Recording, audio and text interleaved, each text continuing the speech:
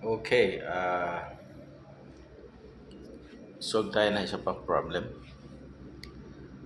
Air conditioning. Welcome again sa air conditioning and ventilation system. So, aral tayo. Ito ang sabi, sample problem. A quantity of air having a volume of 300 cubic meter at 30 degrees Celsius dry bulb temperature and 25 degrees Celsius wet bulb temperature is heated. Ininit daw, no? Ng 240, 40, heated siya to 40 degrees Celsius dry bulb temperature. So, ang tanong, estimate the amount of air,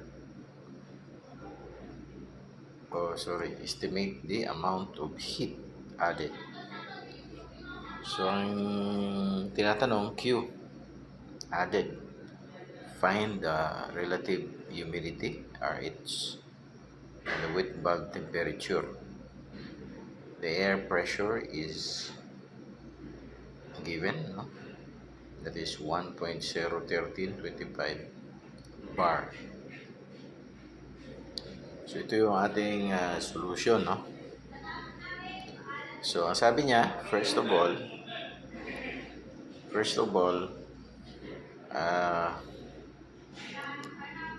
i-mark natin yung initial condition.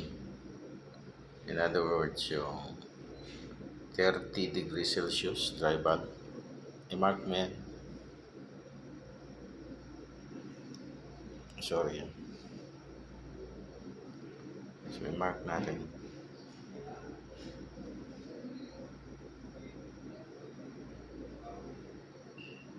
Okay? So, meron tayong initial condition. Yun na nga.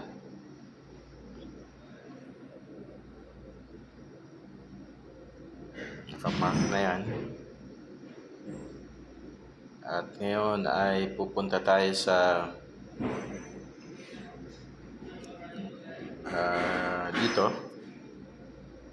I-mark natin yung ito nga, yung 30 dB and then 25 wet bulb.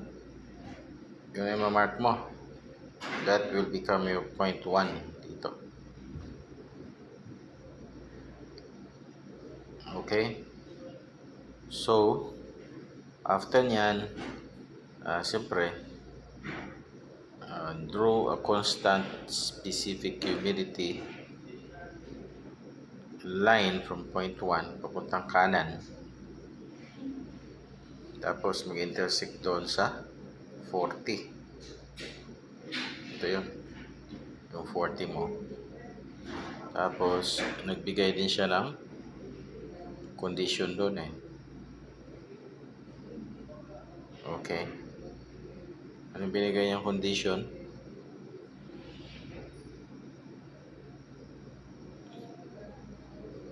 Anong binigay niyang condition? Heated to 40 degree dry bulb. So, 40. How do you get the other property to have a 0.2? Siyempre, yung value nung specific humidity from 0.1. Mayroon pa intersection doon eh. Dito sa 30, may intersection ka sa 1, yung 0.1. So, 30 yan plus yung wet bulb. Di ba? Given yung wet bulb kanina, dito given yung wet bulb ayun, no? 25. Di ba? Tapos yung 30, ayun. 30 is given. 30 dry bulb. Ang wet bulb niya is 25. So you got this 0.1. So from there, siyempre masusulat mo na yung, malolocate mo na yung 0.1 mo. At the same time, you will have a value of specific humidity at that point. Malolocate mo yan. Since na ito ay heating, your process is coming from 0.1, you are going to the right. Tataas kasi siya ng 40. So as you go along that right direction, ang straight line ka lang. Ang line na dinadaanan mo, itong line na to, ito. Yan. Straight line yan, papuntang kanan. Yung value na yan, straight line, ay no other than specific humidity value. Okay? Till the time na sila ay nag-meet, nag-intersect itong 40 na to, pag ito ay pinroject mo pataas. Yan, pataas. So in this point, nagkita sila. Okay? Sugurahin natin. So, may 0.2 ka.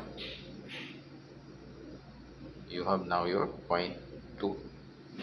So, sa 0.2 mo, it so happen na nakuha mo rin itong RH nito. Siyempre may RH yan. You can take the enthalpy here. And you can get your enthalpy here also. Okay? So, you can get also your RH if you want, no? Okay, and then you can get any psychrometric properties if you can locate a point. So dito sa yung enthalpy at 0.1, kinuha niya yung kinuha niya yung specific volume, okay, na dry air. Tapos at 0.1, kinuha niya rin yung enthalpy at 1 na alin ng dry air. Tapos at 0.2, kinuha niya rin yung enthalpy at 0.2 ng dry air din. So you are able to get the amount of air. Okay, kasi meron kang volume of air divided by specific volume of air, then you will get this mass of air. Diba? So therefore, yung heat added Q is equal to mass of air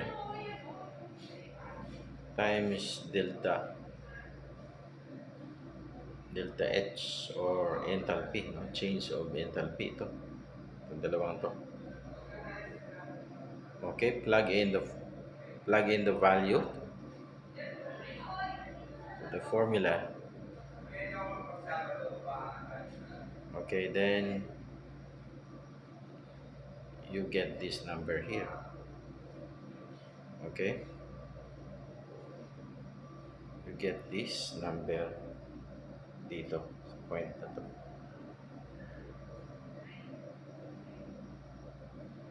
Ayan, ito. That is 35.33. So that's all. Then 33.4 kilojoule.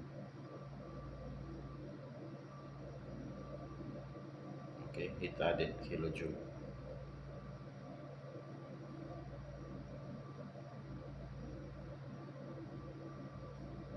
Okay.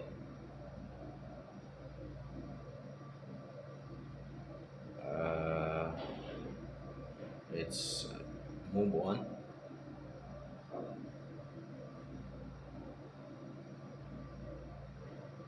Okay. So, ang sabi rito, final relative humidity from the psychrometric chart. Kailangan mo hanapin yung relative humidity, no? So, from the psychrometric chart, kunin mo yung ano nito, yung kanyang RH.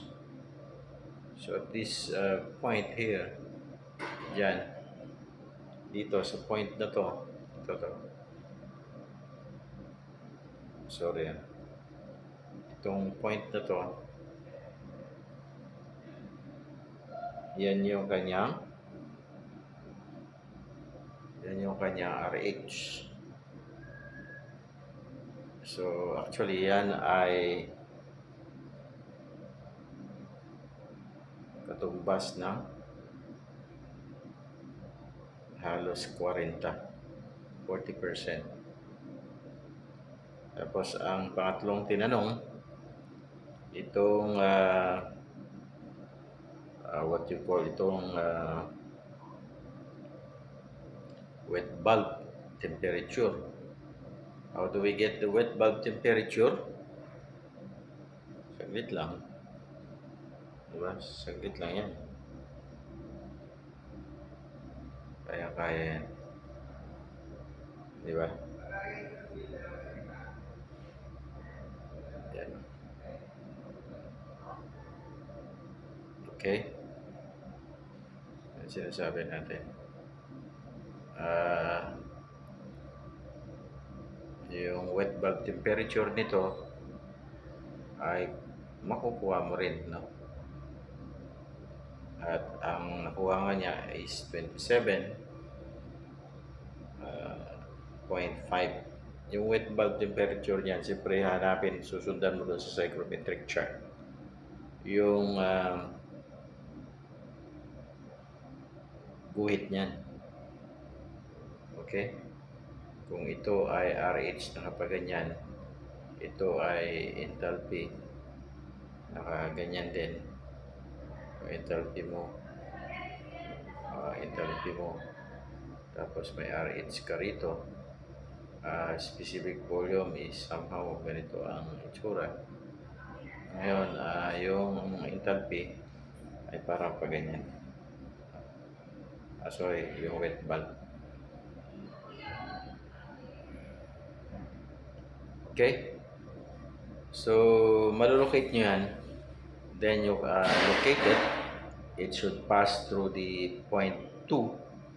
And what we have got here is no other than 27.5. Okay? So, that's the answer. Thanks.